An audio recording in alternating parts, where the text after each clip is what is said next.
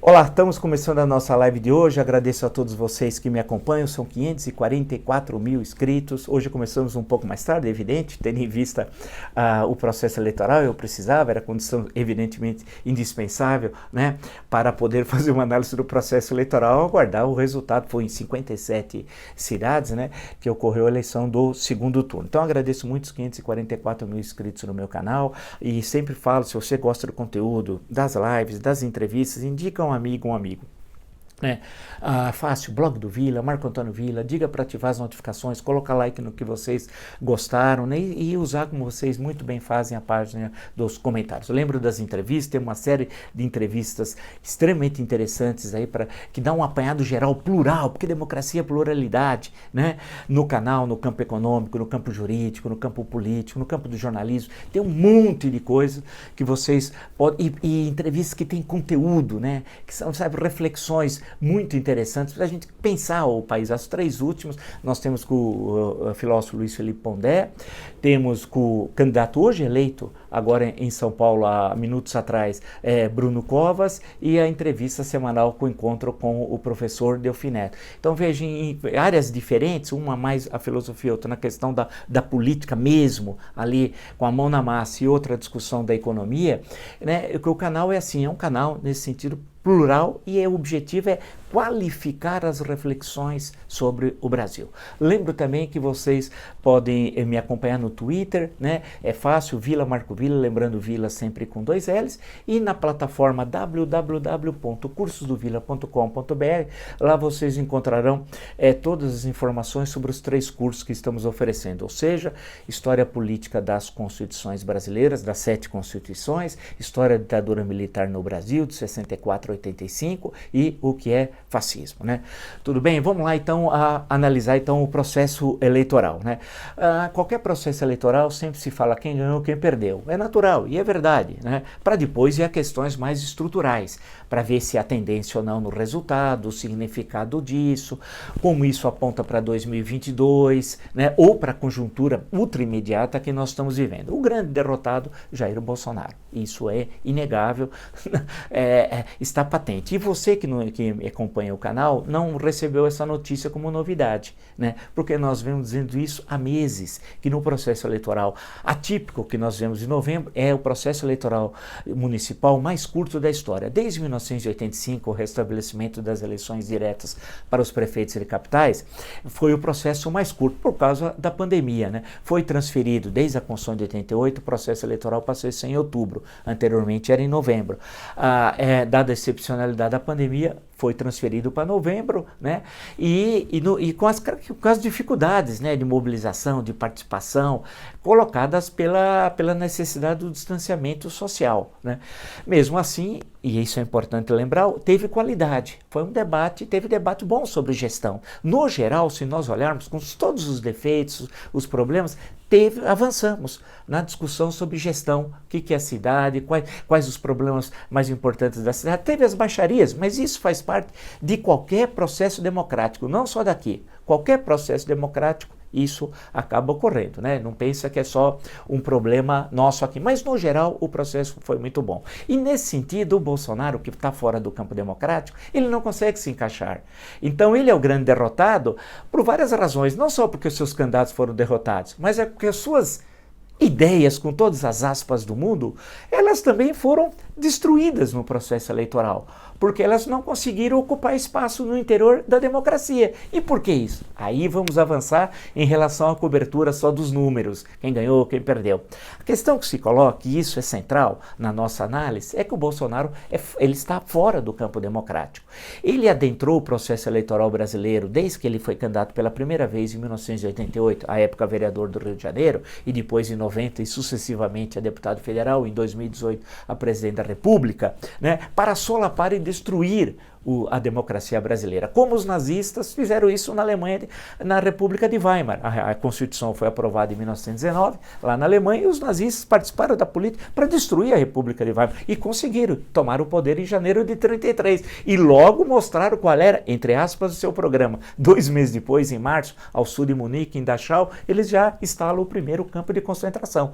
Então, a questão que se coloca no bolsonarismo também tem esse intuito, ou seja, eles solapam o processo democrático, né, usam das eleições para destruir o Estado democrático de direito. E nesses quase 2 anos, não faltam exemplos para tal. E nesse canal, nesse espaço, vocês sempre encontraram as identificações desses momentos, especialmente no ano de 2020. E não faltam exemplos que nós fomos mostrando, né, especialmente nos meses de março, abril, maio, até meados de junho, porque quando houve a prisão do Queiroz, ele deu um passo atrás. E ali, então, não faltam exemplos de tentativa de impor ditadura, destruir a democracia, rasgar a nossa Constituição. Então, a análise fundamental, a grande derrota é dele e a vitória da democracia. Porque é importante ressaltar que ele não é conservador, no sentido clássico, quando se fala em conservador é o sentido da Inglaterra, isso desde o século XVII, passando para o século XVIII, e do que se pensa de conservadorismo no sentido político, né, do Partido Conservador inglês e das figuras, especialmente no século XX, do Winston Churchill. Ele não é, evidentemente, um conservador. Vocês imaginam o Churchill conversando com o Bolsonaro. Ele não é conservador. Liberal, no sentido brasileiro, vamos lembrar da União Democrática Nacional, fundada em 1945, extinta pelo Ato Nacional número 2, como outros partidos, né? 13, à época, durou 20 anos, a UDN. A UDN é o liberalismo clássico brasileiro, né? Daquelas figuras como Adalto Lúcio Cardoso, lembrar de Eliomar Baleiro, lembrar de Prado Kelly, lembrar de Carlos Lacerda, de Afonso Arino de Melo Franco, grande jurista, historiador, né? Senador, deputado. Você acredita que essas pessoas têm identificação com o bolsonarismo, com esse extremismo neofascista, neonazista? Evidente que não. Então ele não é conservador no sentido inglês, liberal no sentido clássico da UDN. E não é direita, porque ele não convive com a democracia. Ao contrário, quem defende tortura, ditadura, miliciano, rompe com a estrutura legal brasileira, com o nosso ordenamento legal, né? E hoje mesmo, hoje, no dia, ele atacou o sistema eleitoral brasileiro, disse que desconfia das urnas eletrônicas, quer o retorno do voto como era feito no Brasil antigamente, e o nosso sistema não só é um exemplo para o mundo, mesmo nos Estados Unidos, cerca de 20 estados adotam as urnas eletrônicas e mais de 20 países adotam o sistema brasileiro. Então ele desqualificou o processo eleitoral no momento que nós estamos, importante que as pessoas estão decidindo o futuro de 57 cidades hoje, né? 57 cidades. E ao mesmo tempo desqualificou o processo norte-americano, dizendo que houve fraude lá. Sem indicar, ele diz que tem informações privilegiadas que houve fraude. Olha o problema diplomático que esse homem nos cria. Portanto, alguém que age assim, age no interior da democracia? Claro que não. Ele é um elemento que usa da democracia para destruí-la. E foi muito bom, porque hoje o voto, o voto eletrônico, a urna eletrônica, deu a resposta, dizendo não. Tchau, Bolsonaro. Você tem de votar por insignificância que você sempre representou. Nada. Era uma coisa de 2%, 3% de votos. E que por uma anomalia, no processo eleitoral de 2018, que já foi motivo de vários encontros aqui, nós demonstramos o que aconteceu para chegar a esse pesadelo que vivemos. Mas essa página nós já estamos virando, né? E os resultados de 15 de novembro e agora do dia 29 demonstram isso de forma inequívoca. Tal. O outro grande derrotado, claro, o PT, né? O PT e o Lula, e a figura do Lula. Essa história do Lula ser o caudilho que determina os rumos do PT, isso acabou, né? Isso acabou. Os candidatos que ele quis impor foram derrotados, né? Ou seja, há um sinal no interior da esquerda que é um cansaço. Ninguém aguenta mais o Lula, né? É aquele estilo meio do antigo PRI, Partido Revolucionário Institucional do México, quando o presidente indicava o seu sucessor, lá um mandato de 6 anos, do próprio sexênio, e apontava daí que era chamado dedaço, quem seria o candidato de sucessão. O Lula fazia a mesma coisa aqui, só que isso acabou. E acabou por quê? Então, vamos seguir em frente. O Lula foi um grande derrotado, por exemplo, onde nasceu o PT? Nasceu em São Paulo, né? nasceu em São Paulo, aqui numa rua muito pobre, em Genópolis, na Rua Maranhão, tal, um lugar onde só mora pobres, tal, ali que nasceu o Lula, né? O PT e a figura do Lula foi santificada, era até um colégio, era e é um colégio religioso, onde foi, o Colégio Sião, onde foi realizada a reunião do PT, né? Isso acabou, não existe mais, né? Ele não é mais o Deus, ele está na terra. E, claro, o sinal do partido é que as suas indicações acabaram fracassando. E no interior dos vários grupos de esquerda, afinal a esquerda também é fracionada, houve sinais claros, especialmente por parte do PSOL. O PSOL teve a vitória de Belém, tem de ser lembrada. Olha o mapa eleitoral da cidade de Belém em 2018 e veja o mapa eleitoral de 2020. Claro que o Edmilson que venceu já tinha sido prefeito pelo PT, não é um novato, longe disso, na política de Belém do estado do Pará, né? Não estou dizendo isso, evidentemente. Mas está muito claro que é um sinal de que a esquerda não é o PT ter o domínio, aquela história de sempre o PT ser a cabeça de chapa e arrastar os outros, acabou. O PT hoje é parte de um conglomerado muito amplo do qual ele não tem mais o domínio, a hegemonia. O resultado de Belém fica claro em outros estados também, né? Com as derrotas do PT, inclusive em estados em que o PT domina o governo do estado, né? Perdeu em capitais, como o Rio Grande do Norte, como o Piauí, como o da Bahia, né? Perdeu no caso da Bahia no primeiro turno para o DEM. Mas se nós puxarmos aqui para São Paulo, que era a questão central, porque afinal São Paulo sempre foi ao longo, no mínimo, dos últimos 50 anos da história, da onde se propagam os movimentos de mudança do Brasil. E eu já dei vários exemplos. Lembra o episódio Diretas Já? Fundamentalmente, São Paulo, 25 de janeiro de 1984, Praça da Sé. Daquilo, claro que teve outros acontecimentos anteriores, mas aqui que catapultou o movimento para o resto do Brasil. O impeachment do Collor, idem bidem, 1992, aonde foi os caras pintados? Aqui, em São Paulo. O impeachment de Dilma Rousseff, 2015-2016, também as manifestações de São Paulo. E é claro que o processo eleitoral aqui de 2020 deixou isso evidente, de forma muito transparente. Ou seja, de que o bolsonarismo não tem mais espaço. O ruim péssimo do Bolsonaro em termos de popularidade aqui em São Paulo é 55%. Ruim péssimo. Né? Ou seja, ninguém mais quer saber o Bolsonaro. Ele apoiou um candidato, o cavalo paraguaio aqui, da terceira vez que ele faz esse triste papel, e o candidato que estava com 30% terminou com 10%. Né? Terminou com 10, né? E não foi ao segundo turno, como é sabido. Então, aqui foi jogado a sorte da derrota do Bolsonaro e do PT também. E isso é interessante, porque essa eleição tem outra questão importante para a gente registrar na nossa conversa. É quebrar a polaridade Bolsonaro-PT. Isso é importantíssimo, que é o que estava em 2018 e que não estará em 2022. Vamos sair eu insisto que nesse espaço nós saímos dos números. Os números todo mundo tem. Eu quero ver a gente ver à frente, olhar um pouco à frente e entender o que aconteceu e traçar as perspectivas, né? As tendências. Ou seja, fica claro que quebrou. E quebrou aqui, em São Paulo. Não teve esse negócio. O candidato do PT foi uma piada e o do Bolsonaro outra. Né? E foi para o segundo turno 2 candidatos. Um do candidato à reeleição do PSDB e o outro do PSOL. E aí o Boulos sai como grande vencedor.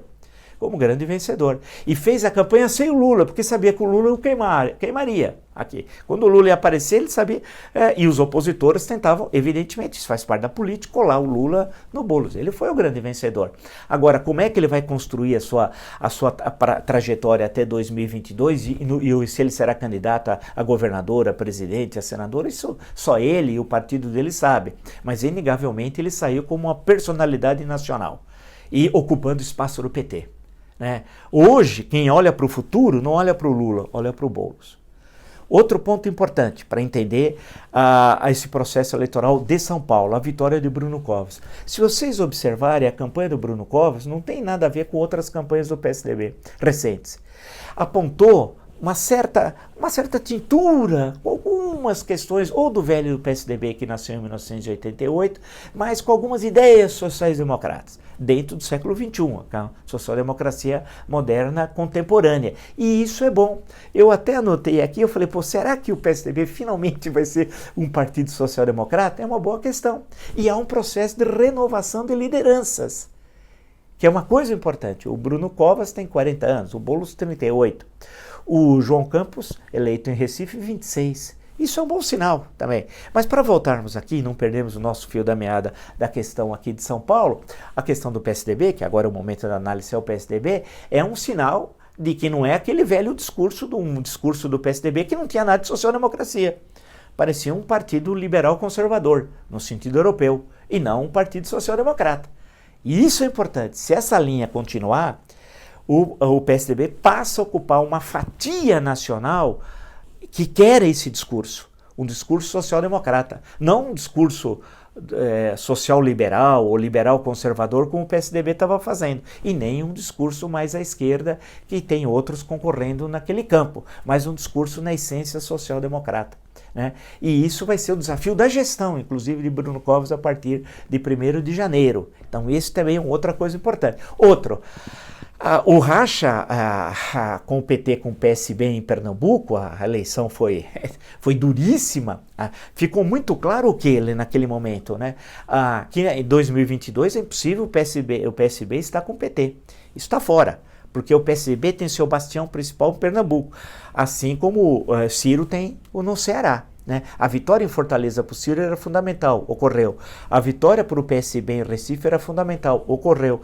A aliança entre PSB e PDT é muito provável, já deve estar na rua a partir de amanhã. Né? E aí tentar criar um amplo bloco de esquerda, né? De centro-esquerda, que provavelmente esse vai ser o caminho. Então aí é mais uma reflexão da gente pensar um pouco o que vai ocorrer daqui para frente. Teve alguns derrotados que eu nem citei aqui, como, né, que eu tinha de passagem falar no caso de Minas Gerais, etc, tal, da história lá do Zema, né, que não elegeu um prefeito, o estado que tem o maior número de municípios, o governador não elege um prefeito, que parece piada. Mas vamos ficar mais como ele é um político local sem expressão, vamos ficar nessa grande política nacional e entender o significado dessas eleições.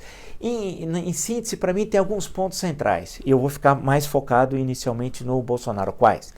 Primeiro, ele é o maior derrotado das eleições. Segundo, e isso é importante, apoio popular no sentido de pesquisa, que diz que ele tinha, ele não tem. Lembra-se que eu sempre citei o Brás Cubas do Machado de Assis, tantas vezes, o efeito Marcela. Né?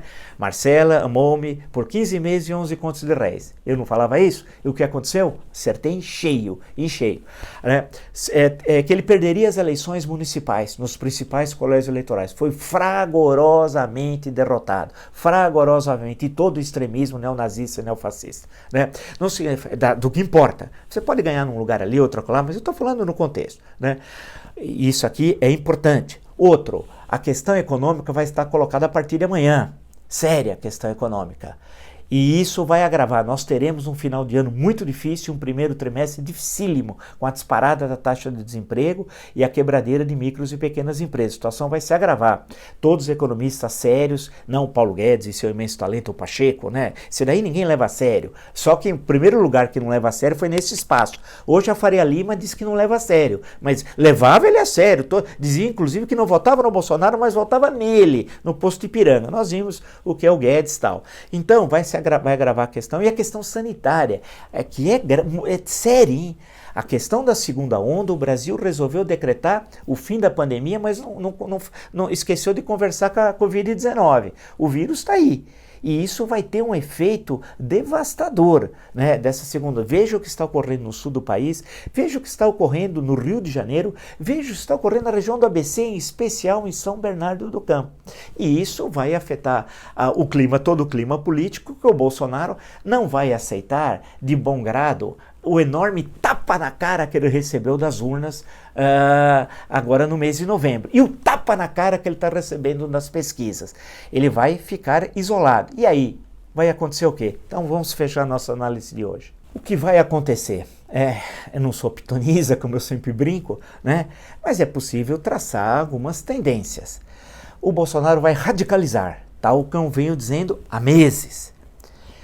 Sem apoio no Congresso. E importante, 1º de fevereiro, dia 1, dia 2, tem a eleição de presidente da Câmara. Ali decide a sorte do impeachment. Fundamental, hein? E no primeiro lugar que vocês ouviram também foi aqui. Estou falando com bastante antecedência. Né? Segundo, Ele teve a derrota política, né, política eleitoral, tem a derrota nas pesquisas, né, que nós aí sabemos, a sua impopularidade. Ninguém aguenta mais. Chegou uma hora de basta. As pessoas estão cansadas do Bolsonaro. É um país traumatizado, nós somos um país traumatizado por sucessivas crises, crise política, crise econômica e agora com a Covid-19. E um país traumatizado precisa de outro tipo de liderança. Não é uma liderança que traumatiza ainda mais. Não, é uma liderança que agrega, que constrói consensos. E se é uma pessoa que não constrói consensos, quem é? É o Bolsonaro. Justamente agora começa aquela etapa que eu tenho anunciado há meses aqui, o impeachment. Isso é central. Né? Agora, ele não constrói consenso, ele vai aprofundar a crise econômica, a crise sanitária, a crise social, a crise política, o país vai pegar fogo. Agora, né? Mas ele é popular. Não é. Ele nas eleições e tal. Não é. Mas a economia... Eu vi um dono aí, que foi dono do supermercado, um cidadão patético tal, dizendo que o Brasil ia assombrar o mundo com a recuperação econômica. Os caras estão loucos. Né? Ou como disse o Guedes há 3 dias atrás, motivo do nosso encontro, que ele disse que nós teremos um crescimento, um espetáculo de crescimento de 5, 10, 15 anos. Olha, para você falar isso, você precisava estar bombando, né? Não tem nada. Então ninguém vai aguentar mais o falastrão Guedes e tal, ministro da Economia. E todo o ministério, que o Brasil não é Damares Alves. Esse é um outro resultado importante do processo eleitoral. O Brasil não é Damares. Muitos falavam, mas será que o Brasil é Damares? Não. O Brasil não é o Ricardo Salles. O Brasil não é o capitão Tarcísio que inaugura a bica. Não, o Brasil não é o Ernesto Araújo que transformou o Brasil numa África do Sul na época do apartheid. Não, o Brasil não é o Mourão que diz que não tem racismo aqui. Não. O Brasil não é a família do Bolsonaro. Não é Bananinha, não é Rachadinha, não é o Carlinhos. O Brasil não é isso. E o Brasil principalmente não é Jair Bolsonaro. Isso que foi fundamental, que a gente entendeu. O Brasil não é Jair Bolsonaro. Acabou. Tchau, Bolsonaro. É isso que as urnas estão dizendo. Vai embora. Acabou. Só que na história, você não acaba assim, amanhã mudou o cenário como se fosse uma peça de teatro. Né? Você muda rapidamente, não é mais a peça A, é a peça B. Não.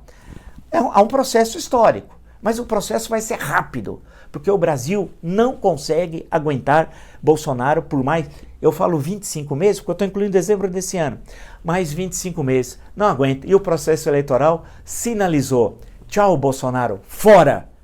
Se você gostou dessa e de tantas lives do meu canal, e são muitas, das entrevistas do meu canal, e agradeço muito os 544 mil inscritos no meu canal, eu digo, se você gosta de tudo isso, tal, indica uma amiga, um amigo. É fácil, blog do Vila, Marco Antônio Vila, diga para ativar as notificações, colocar like no que vocês gostaram e utilizar como vocês bem fazem a parte dos comentários.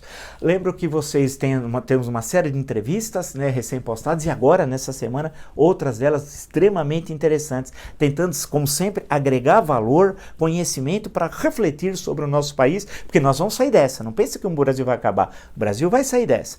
Lembre também no Twitter, Vila Marco Vila, vocês me acompanham com postagens diárias. E, finalmente, na plataforma www.cursodovila.com.br, lá vocês encontram todas as informações sobre os cursos que nós estamos oferecendo, ou seja, História da ditadura militar no Brasil, História política das constituições brasileiras e o que é fascismo. É só acessar a plataforma www.cursodovila.com.br. Desculpa pelo horário de hoje ter sido bem mais tarde do que o normal, mas era necessário tendo em vista que primeiro precisava saber a marcha das apurações e a finalização das apurações, né, para daí poder traçar essa análise que eu apresentei hoje. Nós vamos conversar muito durante as próximas semanas. Até!